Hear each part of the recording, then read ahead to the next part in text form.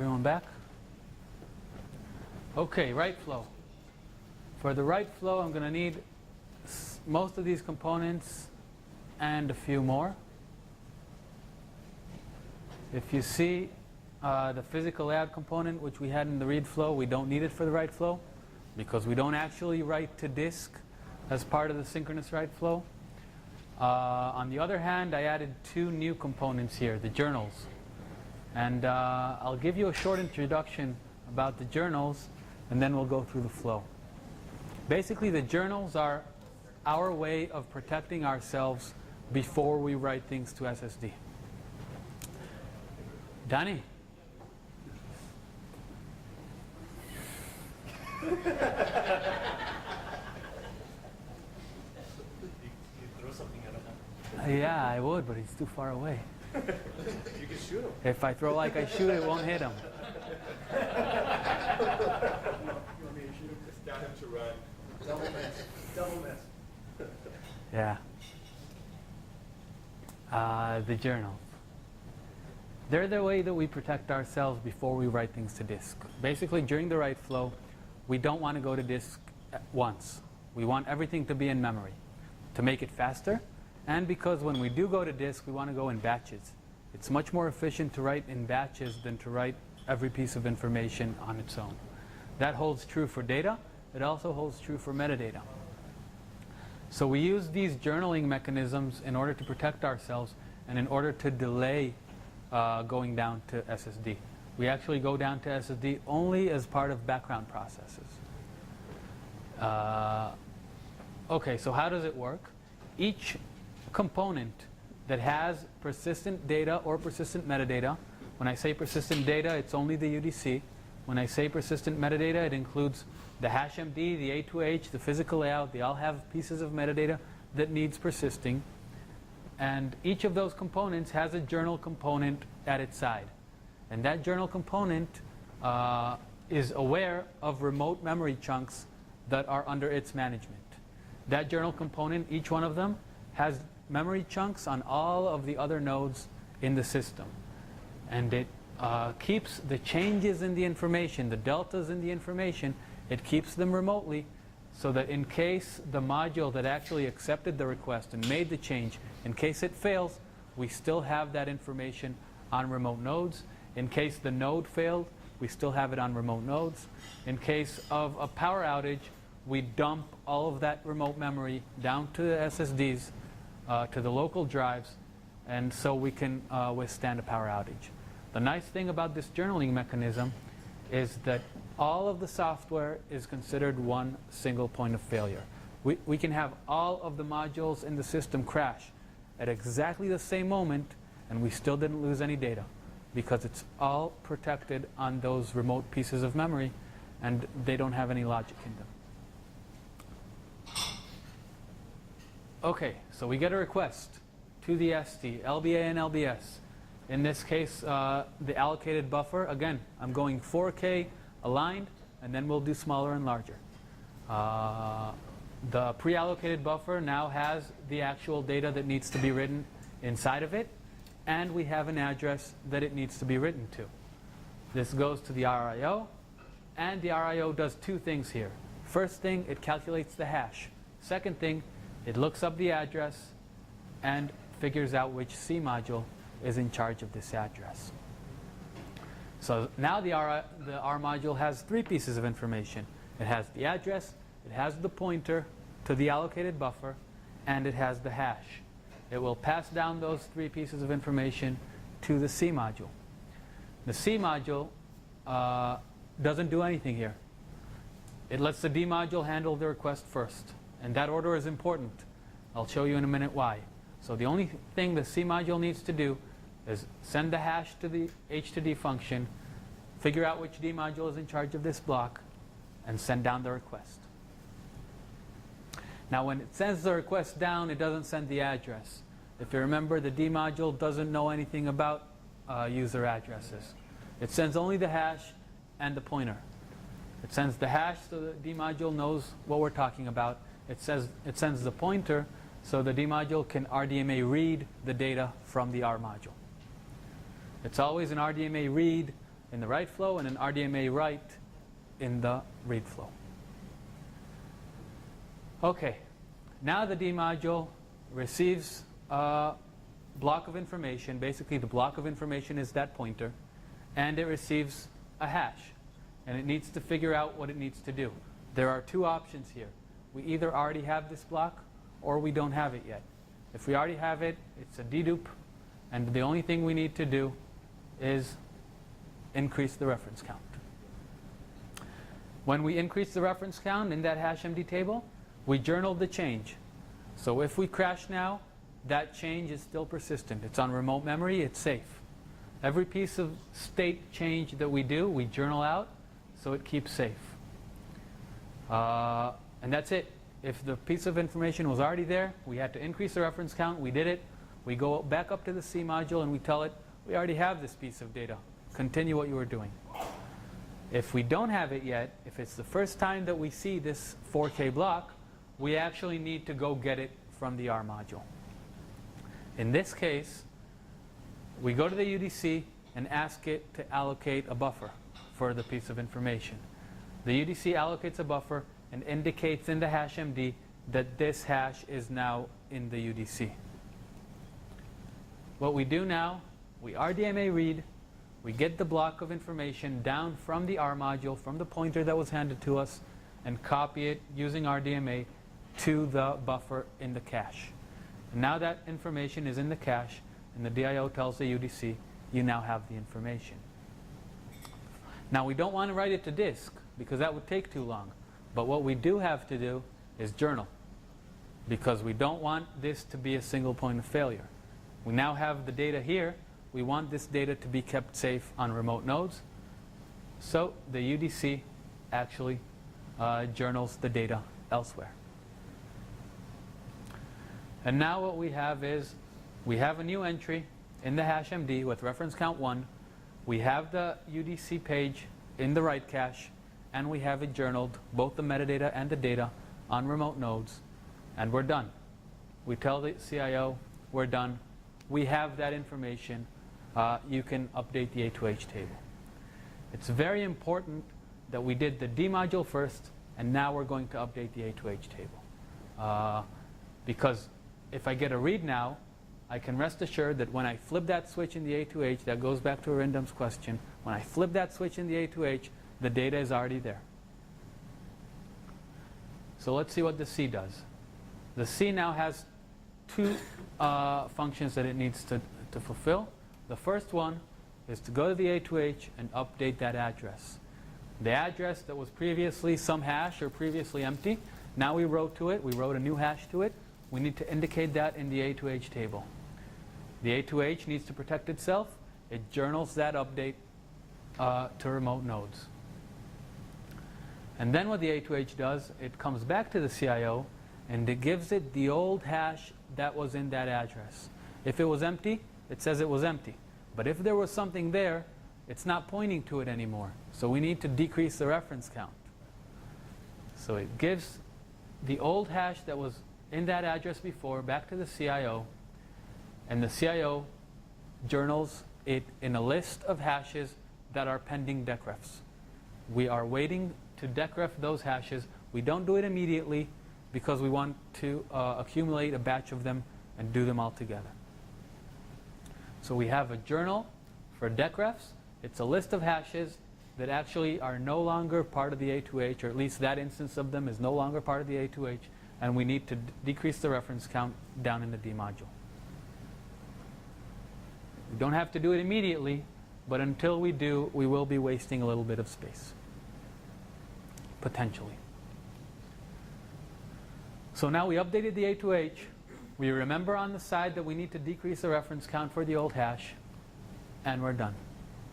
Go up to the R module. R module goes to ST, or ST is part of the R module. RIO goes to ST, and ST goes back to the user. Your write operation is complete. Any questions? That's the write flow. 4K aligned. Yeah. Maybe I'll ask 20 questions. Yeah, he definitely asked too many questions. But everyone else is not asking any, so it's okay. So, SSDs have a problem with hiccups, right? Yes. What is write chain and a read chain? What is it? Okay, you asked half the question, but I'll give you a full answer. The write flow doesn't go to SSD. There are no hiccups in the SSDs in the write flow. You did not see once that I went down to SSD during this write flow, so it's agnostic to SSD hiccups. You're still staging it to push it down, right? That's right. And that's in the background, so I don't care about hiccups there. Absolutely. The read flow, you could encounter a read hiccup from an SSD. And what you would do in that case, if it's a serious hiccup from an SSD as part of a read flow, you would mark that SSD as problematic, read the information from the RAID, reconstruct it from the RAID, answer the I/O, and then wait to see if that disk comes back to life or not. If it doesn't come back to life, we will initiate a RAID rebuild. If it was just a temporary hiccup and it comes back to life, we'll continue using it once it does. At what point do you consider it not good? I don't remember the exact number. I think today it's around a second. We will probably need to bring that down to around 100 milliseconds. But disk hiccups, contrary to popular belief, are not as bad as you think they are. Just to give you a point of reference, the Hitachi disks that we use today, they don't have hiccups. None. When you encounter a hiccup, the disk is probably dead. So it's not as big a problem as you think it is. It's more of the reason you think it's a big problem is because our competition thought it was a big problem 3 years ago and did a lot of work to overcome this non-existing problem. And so they want to make you believe that there's a real problem under there. Also a real problem with traditional artists. Yeah. Hey, Vinod, Yeah. both the read and write operations involve computing the hash. Are No. you going to talk about Just the right. just the write? But are you going to talk about the hashing function itself? Is it a generic function? Is it Yeah. Today we use SHA-1. It's a cryptographic hash function. It takes us less than 10 microseconds to compute it for 4K. So again, contrary to popular belief, it's not very expensive to compute SHA-1. And that's the only overhead that we have for dedupe. So it's less than 10 microseconds overhead that we have for dedupe for a 4K block. It's nothing. So just to clarify again, this is all, as you said earlier, committing to SSD is a background process. So you do a write acknowledge while it's still being in it, and we're protecting by journaling. That's right. Okay. And then you keep mentioning the 4K line. What happens when they are unaligned? Yeah, I'm going to go to that right now. So that was 4K aligned write flow. Unaligned read I went over. Unaligned and small is the same. When you have an unaligned operation, it's basically two small operations at the end and maybe a bunch of 4K operations in the middle. So unaligned and small are the same. Before I go unaligned, I'm going to do big. Big operations, again, aligned to 4K. It's the same as in the read flow. We split them up. If you cross a 1 megabyte boundary, you split up to a different C module. In the C module, it counts all the pages that it needs to write. It goes to the different D modules. Now, it doesn't go to the D module multiple times. It will make a list of all the pages that go to a specific D module, send it in one operation, and wait for it to complete. So we did 4K write, we did large writes, and I still owe you the unaligned and small writes. And just one quick question to clarify, and maybe splitting hairs, but so one C module is involved in a large write, but there'd be multiple D modules underneath. That's so right. It'll spread it out at that point. That's right. Okay. That's exactly right. During sort of CRC checking when you do the read from the SSD back to the original. The code in its current version in DA does not. In GA we will.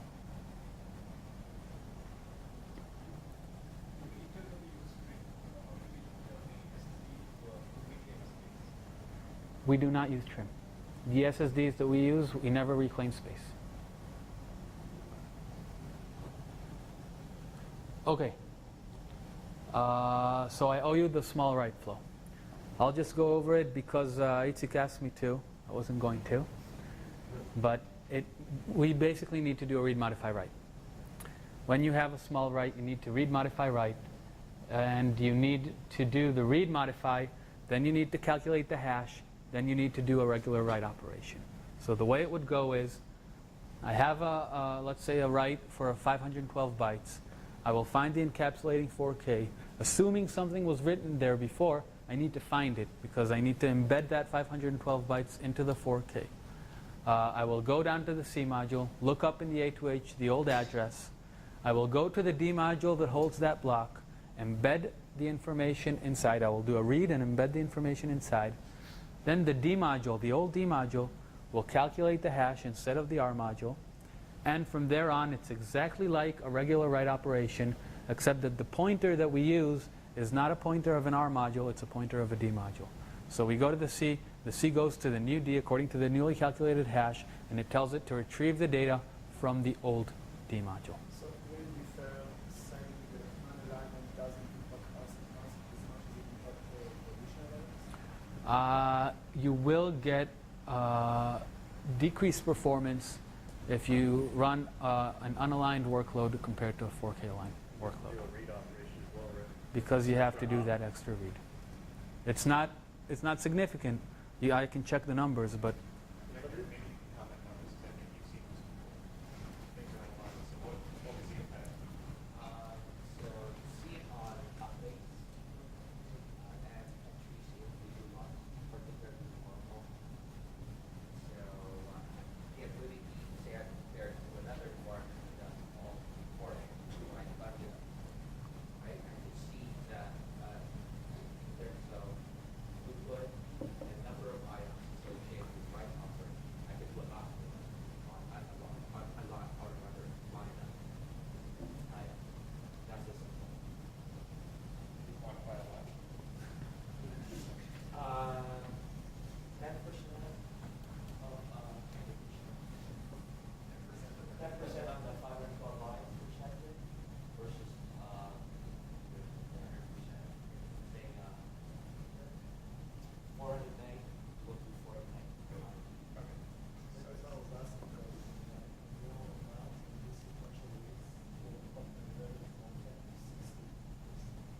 Additional. So on So feel like Windows Server 2000 is sitting at 2000. no, that's a good point. When you use Windows 2003, it's not that it does a lot of unaligned writes. They just have an offset on all of them. So what you want to do there is, Oh yeah, there's another place to fix it. They We're require talking one. about Would it just we might fix the have offset? to- And then there'll be a line. No, we have an offset we can create that volume. It's an option with the stack. Oh, you're doing that at the volume level? yeah, at the volume level. Oh, that's cool. When you define a volume, you can define an alignment offset. Okay. And if it's a Windows 2003, you would want to define that alignment offset, and then all the reads and writes will be aligned. 63 bucks. Yes. So what about the cases where the VM's 2000, but you're giving it to VMFS?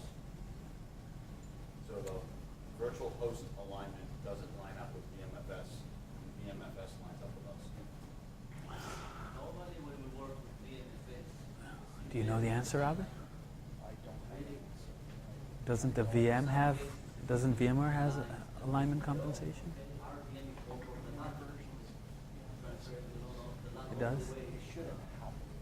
Yeah, the whole VM. But VMFS normally is no problem. There are specific cases, for example,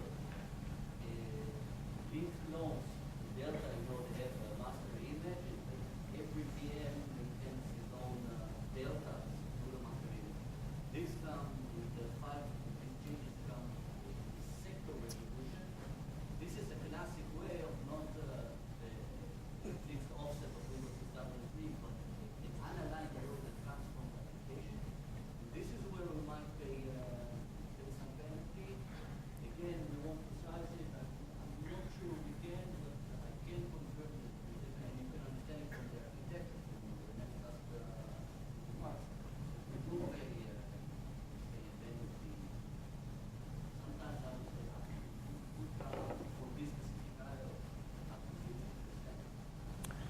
What you will hear from our competition is that they work at 512 bytes, so they don't have any alignment issues. That statement, yes, that statement is not 100% correct. At least it doesn't coincide with another statement that they make. Let me put it this way. If you work at 512 bytes, you need 8 times the amount of metadata that we need. You can't have it both ways. You can't work at 512 bytes and keep your metadata numbers low. So there's a trade-off between capacity and working at 512 bytes. We opted for the trade-off of going 4K. Very little applications, no modern applications work at less than 4K. In cases where you deal with legacy applications, there are ways of fixing it so that they still give you 4K aligned IOs. And usually legacy applications don't require the performance levels that we So this is give. With those competing products that supposedly, might have an advantage in 512, we didn't see this advantage in real life tests. In testing competition, we don't see us being in this. Okay, just to make sure you know all the flows in the system, we went over the 2 big ones, read and write. We mentioned these asynchronous flows that result from the write operations. Basically, we need to do those decrefs in the background. We need to do data destaging, put the data on the SSDs in the background. We'll talk about that process when we go over the RAID. And we also need to do metadata destaging, persistency of metadata. We do that in the background as well. The nice thing about metadata destaging is how we pick which pages to destage. Obviously, data destaging is done according to that Lear's algorithm that I mentioned before in the UDC. No, scratch that. UDC destaging is done in a FIFO manner. It chooses what to keep according to the Lear's algorithm. But the journal, it destages data according to pages which have many dirty entries in them. What that means is the journal knows for each one of the components that it serves, each of those entries, where do they reside on disk. So if, for example, I take an A2H component and its journal, the A2H will tell the journal, this A2H, address 17, goes to hash 1. This piece of information resides on disk on page 17, and the entry inside that page is 500. And the journal will remember that. And then when it needs to free up space, it will ask the A2H to destage the pages which have the most dirty entries in them. That gives you 2 things. The journal, in a single destage operation, it frees up a lot of remote entries for it. The second thing it gives you is it reduces the number of back-end IOs that we need to do. If for every page that we destage in the A2H, there are 100 dirty entries in it, then we need to do 1 A2H destage for every 100 user IOs. That's almost nothing. And that's why our back-end IO overhead is so low for metadata. When we talk about the RAID, you'll see why it's so low for user data. Small and unaligned reads and writes we went over. Trim and unmap in our array are identical to writing zeros. If you write zeros, you get the same effect as if you do a trim operation or an unmap operation. It also gives you the same effect as when you do a write same operation from VAI. Reserve release. We support it. I don't have anything else to say about that. Both SCSI 2 and SCSI 3 persistent reservations, we support everything. And VAI flows, we support Xcopy, as Robin went over a couple days ago. We support write same. It's identical to trim and unmap. Today, write same goes only with zeros. And compare and write, also supported. We do not support TP stun yet. I think it's part of the newer standard. If it comes up and when you talk to customers, they say, we want you to support TP stun, just tell us. It's not very hard to do.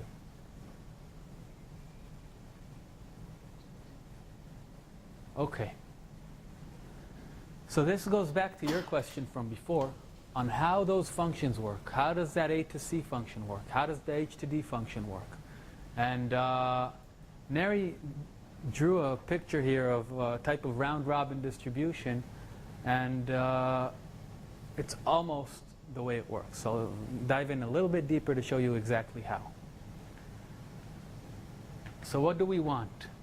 We want the ability to scale out. We want the ability to scale down. When do we scale down? When things fail. If a node fails, we scale down. If a node comes back up, we scale up. If a system administrator adds another brick, we also scale up. So the cluster has a variable size, and we can play with it. And it's exactly the same way we play with it when we go down and when we go up, for whatever reasons. Everything scales linearly, and lost resources degrade performance proportionally to the lost resource. So if we have a 20-brick cluster and we lose a node, that's 40 nodes, you would see 1 out of 40 performance degradation. It may be a little bit more at the beginning for us to rebuild everything, but once we regain our redundancy, that's the performance degradation that you're supposed to see. Now this point is very important. When we add nodes and remove nodes, responsibilities migrate between components. For example, if I had 20 C modules and they shared the responsibility for the address space, and I lost a C module, I want its responsibilities to migrate to the existing modules. If I add one, I want little parts of their responsibilities to move to it, because I want to balance everything out. It's very important that responsibilities do not migrate between existing entities. And I'll show what I mean by that. Let's look at this example of 3 C modules and address slices. When I say an address slice, it's basically a bunch of addresses that always move together between C modules. So I have 12 address slices, and if I lose a C module, I would want these 4 address slices to be split evenly across the existing modules. I do not want responsibilities to shift between the existing modules. If it comes back up, I want them to go back to it. If I expand the cluster and add another C module, I would like this to happen. Responsibilities to shift evenly from the existing modules to the new one, and not between them and amongst themselves. That round-robin way of doing it would not have achieved this goal. The reason is, when you divide everything by 3, and then you divide everything by 4, everything moves around. Standard hash functions were not built to deal with a varying number of buckets. And this is where the fish come in. So how do we do it? Basically, the way to think about it, the way I like to think about it, is you look at these address slices, or the addresses, and you put them all on a big circle. Each address slice is a fish in this case. Each module is a bucket. And we want to figure out which fish go in which bucket, which address slices go in each module. And the way we figure that out is we go clockwise and we put them in the first bucket we run into. So if this was an address slice, it would go in this bucket. If this is an address slice, it would go in this module.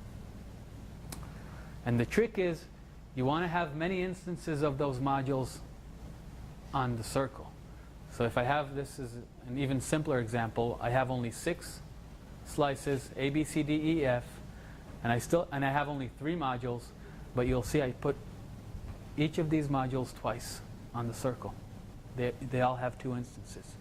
What that gives me is, if I lose a module, let's say I lose C1, F, the slice that went to C1, will go to C2, and C, the other slice that went to C1, will go to C3. So you see, everything keeps balance, and never do we migrate responsibilities between existing modules. We do this to implement the A to C table, as you see here, the A to C function.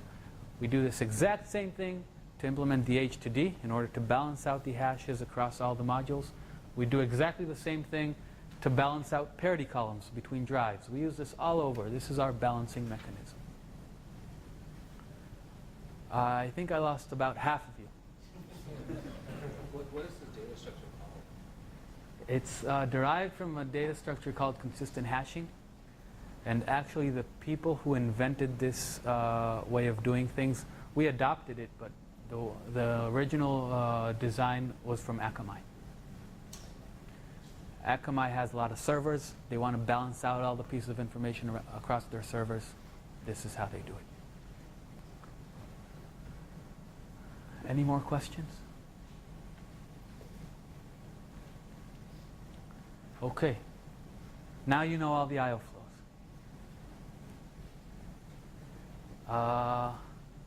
I'm going to dive into a couple of the components. Just before switching to the next chapter, is there a way for prioritize an IO or an access from the others? Case of you want, for example, this database to be constantly Mhm. kind of QoS like that. So today we don't support QoS. We definitely plan to. Again, this is one of those things that you should ask customers if they bring it up, how important it is for them, so we can prioritize it in our roadmap. We could prioritize IOs according to hosts, according to volumes, whichever way you want. We have all the information. It's just building a queue machine in the R module that does that. It's not very difficult, but we didn't do it yet. Comment about that. This point comes up during DC engagement. You can always say, do it artificially by using different topologies for every server. So if we have a two-grid system, and we have a server you'd like to allocate lots of resources to it, you can zone it with all the ports of the array, and all the other servers,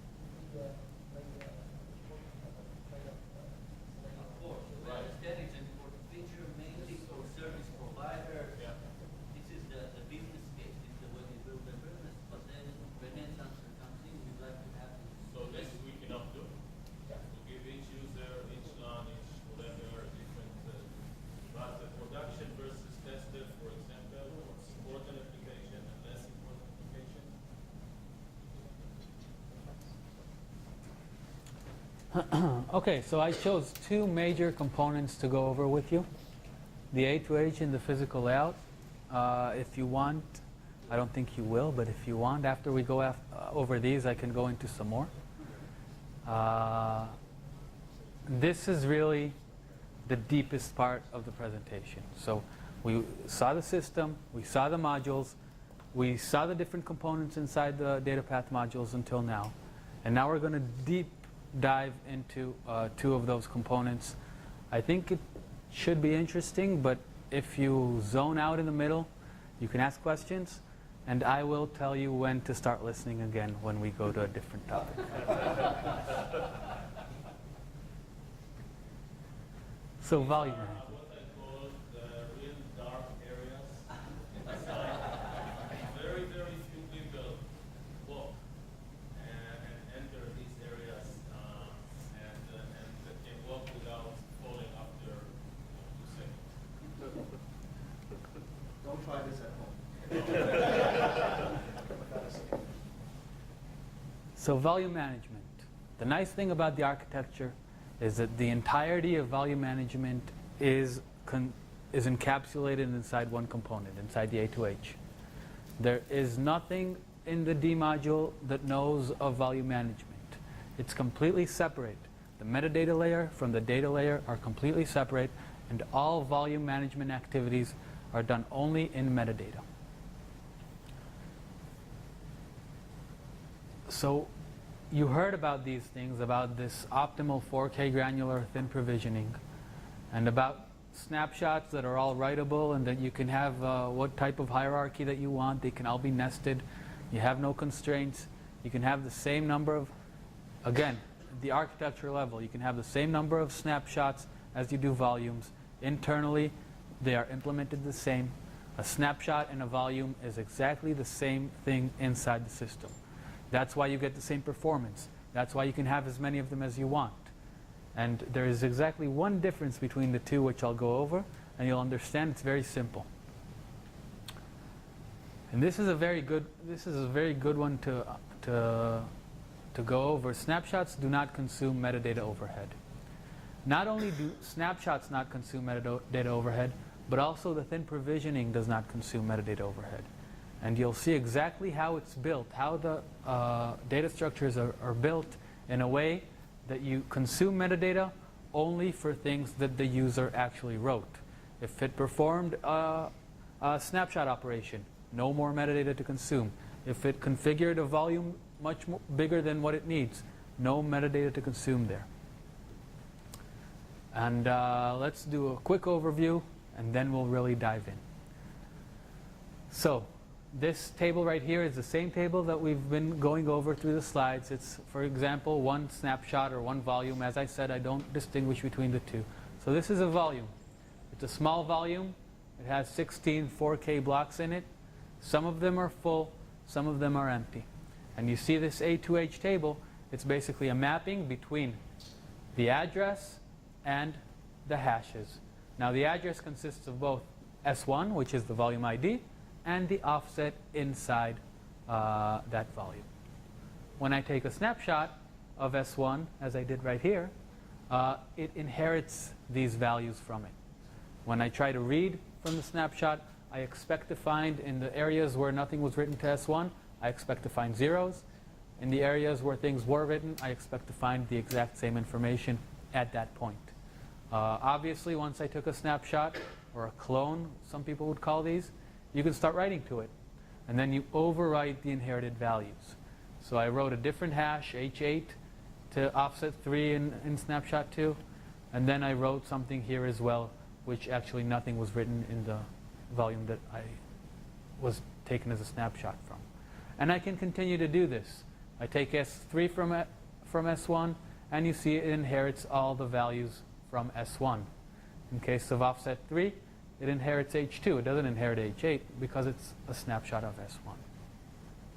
And I can write to this, and I can take another one. Now I took a snapshot from S2. It does, in offset 3, it inherits H8 because it was taken from snapshot 2. And I write to it, and I write, and I take another snapshot, and I write.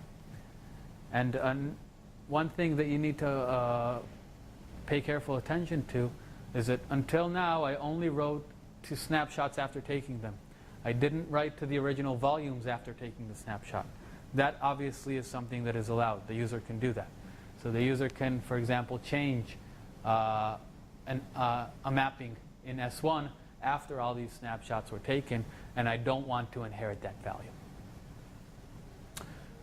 So this is the problem. How do we keep all of this information in memory? And as you can see, it's a lot of information, and it blows up. Every time you take a snapshot, you need to take another full array of the information. If it was a 4 petabyte volume, this in itself would take many, many terabytes in order to hold. The metadata alone would have taken many, many terabytes to hold. Okay, so you say, I won't keep the entire array. I will only keep the areas that are inherited. That, again, is a lot to hold. If you have a 4 tera volume and you want to take 1,000 snapshots of it, that in itself, and the volume is full, so you have to copy all of those metadata entries. That in itself would have taken up much memory. So the goal was to keep metadata entries only for these rectangles here. Only for the rectangles that the user actually wrote. Not for the inherited values, not for anything else. And that's what we did. And the way we did that is by keeping this internal tree a little bit different. I'll use the whiteboard to show you.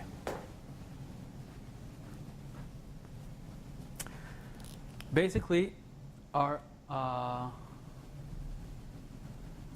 data structure for keeping a volume, think of it as a sparse array.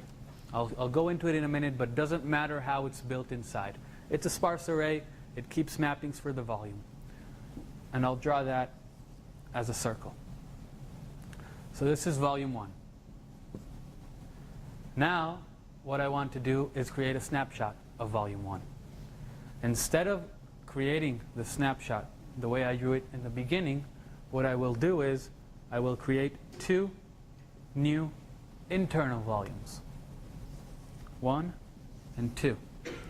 This one I'll mark as snapshot 1, and this one I'll mark as volume 1, making this internal structure an anonymous volume. The user can't reach this. The user can only read and write from volume 1 and read and write from snapshot 1. Now, when it reads, it needs to get the information from this volume. The snapshot was taken from this volume. Many, many writes were made to this volume before the snapshot was taken. So when I create these 2 volumes, they're both empty. No writes were actually made to them after they were created. All the writes were made to this one. So they inherit all of their information from their ancestor. If I try to read address 17 here, I see it's empty. I'll go to address 17 here, and I'll get the information. I'll get the data. And the same from here. They both have the same information at this point because I didn't write to them yet. Now I start overwriting. Let's say I overwrote address 17 with something else here. I'll write it here, and I'll come and read it here. So I won't inherit it anymore. And if I didn't write anything here, I will still inherit it from my parent. So the tree internally looks like this. Every time a snapshot is taken, I create 2 internal volumes. They're both empty, and they both inherit from their ancestor. Now this drawing right here, I can generalize it into a tree. If I take a snapshot from this now, it will look like this. S2 here, V1 here. This again turns into an anonymous volume. If I take a snapshot from S2, same thing. This will be S2, this will be S3, this will be an anonymous volume. And I can do that as many times as I want, and I don't use up memory for things that the user didn't actually write himself. Does that cause any additional latency for reads or writes? That's a great question. So it doesn't cause any additional latency for writes because I always write directly. It does, or you would think that it causes additional latency for reads, especially reads that are down a very deep tree. Because when I read something from down here, and it wasn't actually written here, I have to go up. And it wasn't actually written here, I have to go up. And then I have to check this. This was a real problem, and we solved it using another data structure. And I'll go over that in a slide or two. But this is the basic way of doing snapshots. Virtually no overhead for creating volumes, right? Right. Zero overhead for creating volumes. You just need to update this snapshot tree mechanism. It's all pre-allocated to the maximum number of volumes, so there's no overhead to creating new volumes. When you delete snapshots, does that incur any particular overhead or just? So the nice thing about this, I need to pay you later for that question. It's a very good question, and it brings me right to the next thing. Deletion of snapshot is very efficient. It's very efficient because it takes the amount of time proportional to the amount of writes written to that snapshot. If I were to take, so why is that important? Snapshots are taken for various reasons. Some would take snapshots for backup purposes. Others take snapshots for VDI instances. We internally will take snapshots for replication purposes. Want to take a snapshot, replicate the delta. Take a snapshot, replicate the delta. For that purpose, we want very short-lived snapshots. We want to do that every second. And if we were not able to delete snapshots in a proportional manner to the amount of writes, it would have taken a lot of time to delete those snapshots, because I don't care, it existed a second, but you still have to scan all of that information in order to see what you delete. In this scheme, let's say I delete this snapshot right here. The only thing I need to do is scan all the different mappings in here, things written directly to the snapshot, and decrease the reference counts. Decrease the reference counts in the D module. The other thing I need to do is then, once I deleted this, I need to merge these two.